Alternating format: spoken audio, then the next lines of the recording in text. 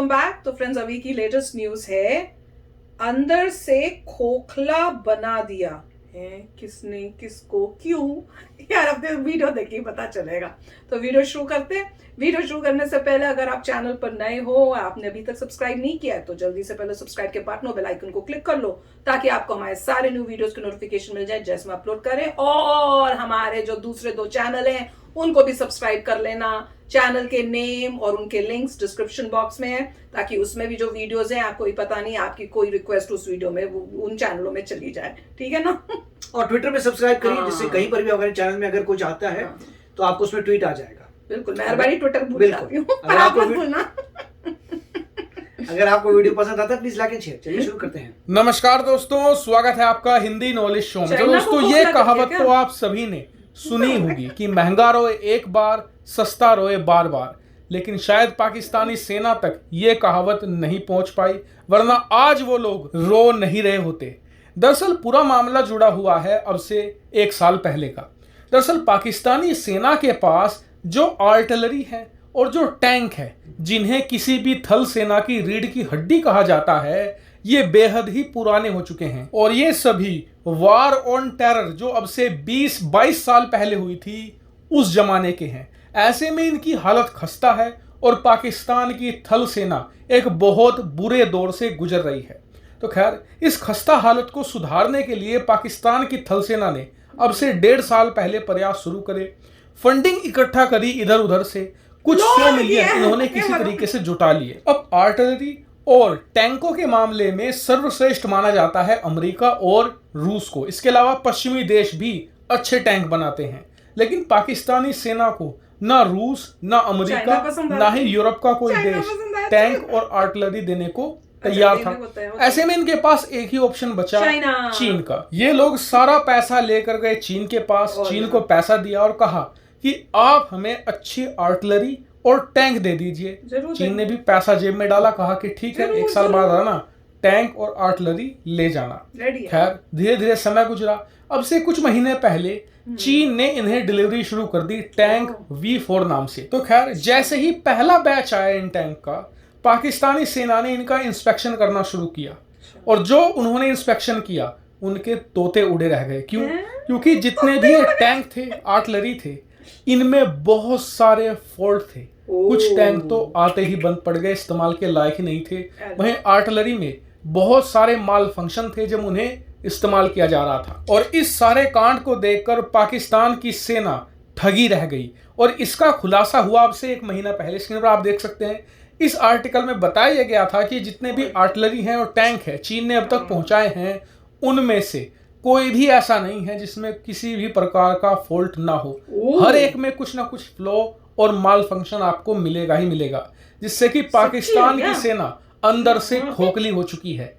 इतना ही नहीं, हाल ही में जो पाकिस्तान के अंदर तख्ता पलट हुआ है और इमरान खान की सरकार हटाकर शहबाज शरीफ को प्रधानमंत्री बना दिया गया है, इसके पीछे एक कारण यह भी कहा जा रहा है कि अब पाकिस्तान की सरकार पश्चिमी देशों के साथ अपने संबंध बेहतर करना चाहती थी। क्यों? क्योंकि उनकी सेना अंदर से सड़ चुकी है, हथियार हद से ज्यादा पुराने हैं और जो नए हथियार हैं चीन से मिले हैं वो हद से ज्यादा खराब हैं। ऐसे में इनके दम पर वो भारतीय सेना जो आज की तारीख में आधुनिक हो चुकी है और नए हथियारों से सुसज्जित है, उनका मुकाबला कर पाना नियर इम्पॉसिबल है। और इसीलिए इन्हें पता था कि इमरान खान के रहते पश्चिमी देशों के साथ संबंध नहीं सुधरने वाले। और इसीलिए बताया जा रहा है कि तख्ता पलट करने के लिए सेना ने हामी इसलिए भरी ताकि शहबाज शरीफ आए, जो पश्चिमी देशों के साथ संबंधों को दोबारा सुधारेंगे और फिर ये लोग कुछ अच्छे हथियार पश्चिमी देशों से खरीदेंगे। लेकिन बहुत ही कम संभावना है कि पश्चिमी देश पाकिस्तान की सेना को किसी भी प्रकार के हथियार देंगी। क्यों? इसके 2 बड़े कारण हैं। पहले इन्होंने जब पाकिस्तान को हथियार दिए थे, इसके पीछे इनका खुद का स्वार्थ था। पश्चिमी देश पाकिस्तान की सेना को भारी मात्रा में हथियार देते थे, जिसके बदले पाकिस्तान की सेना जो अफगानिस्तान के आतंकी हैं, जो पश्चिमी देशों के विरोधी हैं, उनके खिलाफ लड़ाई लड़ती थी। लेकिन आज पश्चिमी देशों को पाकिस्तान की रत्ती भर भी जरूरत नहीं है। हाँ, अफगानिस्तान में कभी कभार कोई आतंकी संगठन उभर आया तो उसके ऊपर ये ड्रोन स्ट्राइक करके उसे खत्म कर डालते हैं, ऐसे में पाकिस्तान पूरी तरीके से बाईपास हो चुका है। दूसरा बड़ा कारण है भारत का। भारत एक उभरती हुई अर्थव्यवस्था है। आने वाले कुछ ही साल के अंदर हम दुनिया की चौथी और फिर तीसरी सबसे बड़ी अर्थव्यवस्था बन जाएंगे। ऐसे में आप ही सोचिए कि भारत का जो एक कट्टर दुश्मन है पाकिस्तान, उसे हथियार देना मतलब भारत से बैर लेना है, दुश्मनी मोल लेना है, जो आज की तारीख में कोई नहीं करना चाहेगा। ऐसे में पाकिस्तान की सेना लगातार कमजोर होती जा रही है, जो आने वाले कुछ सालों में और ज्यादा बदतर हालात से गुजरेगी। और पाकिस्तान जितना कमजोर होगा भारत के लिए उतना ही अच्छा है। हालांकि इस पूरे सिनेरियो पर आपका क्या व्यू पॉइंट है, कमेंट करके बताइएगा। फिलहाल इस वीडियो में इतना ही। Thank you very much for watching video. तो फ्रेंड्स, न्यूज तो बड़ी कमाल की थी। मुझे लगा शायद खोखला कह रहे हैं चाइना को, अब पता चला खोखला मतलब पाकिस्तान को बता रहे हैं कि वो खोखला हो गया, खासकर उनकी आर्मी जो है। और अमेजिंग न्यूज थी कि जो भी मिला है वहां से, वो कह रहे हैं सबका सब चीजों में किसी ना किसी में एक एक को देखो कोई ना कोई प्रॉब्लम है। तो वो सुन के इतनी हैरानी हो रही है। पर मेरे को ये नहीं समझ आता, अगर आपको गलत चीजें या इस टाइप की फॉल्टी चीजें दी है तो वो उनको भेजो, वो उनको ठीक करके देंगे, या आप उनको बोलो ये रिटर्न करो, हमें नया माल दो, या हमें पैसे हमारे रिटर्न करो, कुछ तो डीलिंग होगी। ये तो कि आप फंसी गए अगर आपको गलत माल मिला है। मुझे तो ये समझ ही नहीं आ रहा है, हाउ इज दिस पॉसिबल। वो आपने इतना उधार ले रखा है चाइना से, आपको इतना पैसा उनको देना है।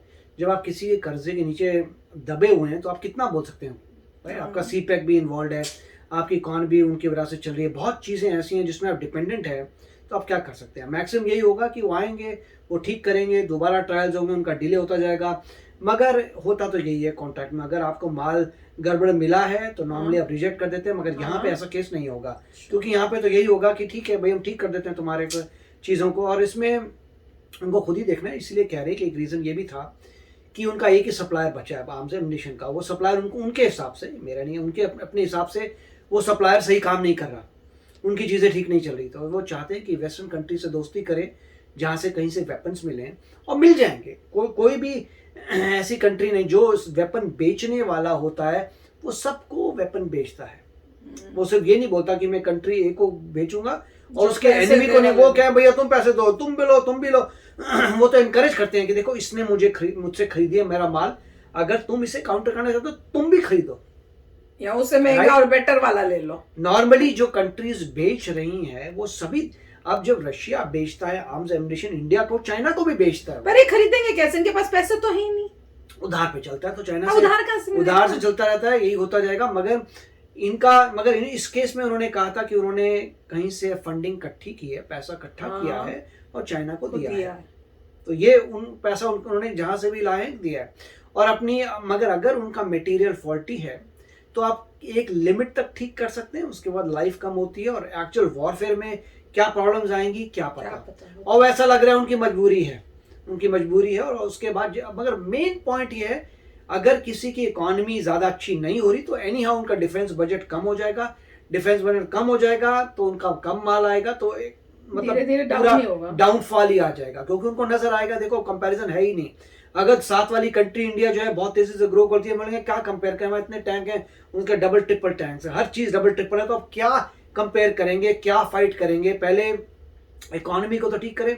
अब देखना ये जो कि न्यू पावर में आए हैं मिस्टर शरीफ, क्या वो बेटर करते हैं। और सभी लोग बोल रहे हैं कि वो पुराने जमाने के डायनेस्टी वाली अप्रोच है, तो वो एंटी ही नॉर्मली होते हैं। तो देखेंगे अभी क्या होता है, मगर समय बताएगा कि वो कंट्री वापस पाकिस्तान सही ट्रैक पे आता नहीं आता, पर वो उनकी अपनी किस्मत। पर इनका ये जो बताया था एंगल कि भैया क्योंकि ये अपने वेपन्स अब दूसरी कंट्री से लेना चाहते हैं, इस वजह से गवर्नमेंट पलटी है कि अब नई गवर्नमेंट कोशिश करेगी बेटर रिलेशनशिप्स करने के लिए।